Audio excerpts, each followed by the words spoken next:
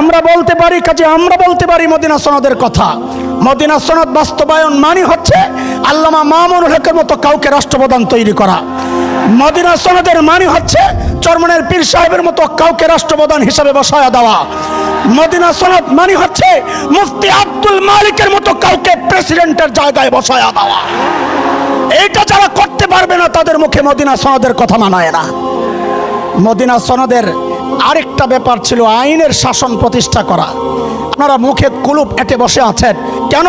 আমরা তাড়াইছি দাদাদেরকে, পশ্চিমে যারা আছে ওদেরকে, কিন্তু দাদাদেরকে কান্দে চড়ানোর জন্য আমরা ওদেরকে তাড়াই নাই।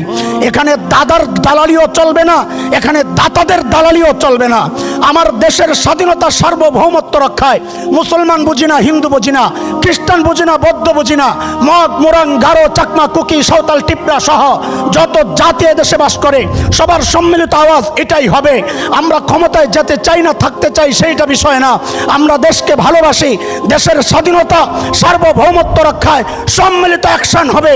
এখানে কারো দালালি চলবে না।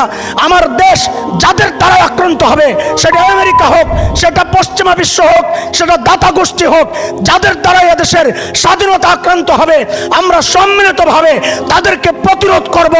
কে ক্ষমতা আসলো দেখার বিষয় নয়, রক্ত দিয়ে কেনা স্বাধীনতা রক্ত দিয়ে রক্ষা করা হবে, রক্ত দিয়ে রক্ষা করা হবে।